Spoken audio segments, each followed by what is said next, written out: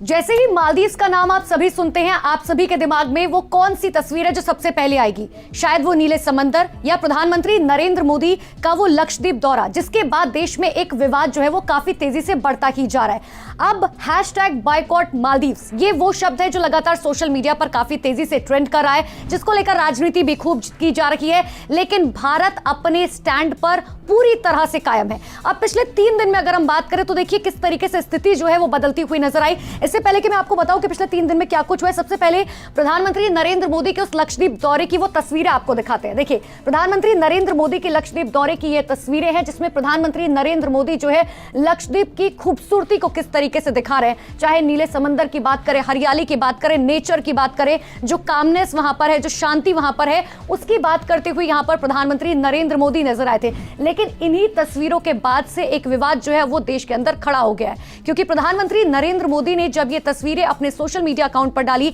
उसके बाद मालदीव्स के जो मंत्री हैं उन्होंने प्रधानमंत्री नरेंद्र मोदी पर एक आपत्तिजनक टिप्पणी कर दी। इतना ही नहीं, मालदीव्स के टूरिज्म और भारत के टूरिज्म को जो है डिफरेंशिएशन करने की कोशिश की गई, जिसके बाद कई सवाल जो है वो लगातार खड़े हुए। लेकिन इस पर राजनीति भी देश के अंदर जो है जमकर की गई। हालांकि कुछ ऐसे नेता हैं जो विपक्ष के जरूर हैं, लेकिन जब भारत की बात सामने आई तो वो किस तरीके से अब भारत के साथ खड़े हुए नजर आए। लेकिन इन सब के बीच में आपको एक बहुत चौंकाने वाली बात मैं आपको बताती हूं। देखिए, लक्षद्वीप का नाम जो है जरूर हर किसी ने सुना होगा, लेकिन क्या आप ये जानते हैं कि पिछले 20 सालों में लक्षद्वीप को गूगल पर इतना नहीं सर्च किया गया था जितना 2 जनवरी के बाद किया गया है। 2 जनवरी वो तारीख जिसकी तस्वीर हम आपको दिखा रहे हैं, जब प्रधानमंत्री नरेंद्र मोदी लक्षद्वीप के दौरे पर पहुंचे। ऐसे में आप समझिए कि जब पीएम वहां पर पहुंचे थे, उसके बाद से लगातार जो है पीएम ने इस बात की अपील की थी कि लोग जो है वो लक्षद्वीप जाएं, वहां के टूरिज्म को बढ़ाएं। हालांकि उसके बाद बड़े बड़े एक्टर्स, बड़े बड़े क्रिकेटर्स, चाहे सलमान खान, अक्षय कुमार, सुरेश रैना, यहां तक कि भारतीय जनता पार्टी के जो तमाम बड़े नेता हैं, वो भी अब ये कह रहे हैं कि अब हम जो है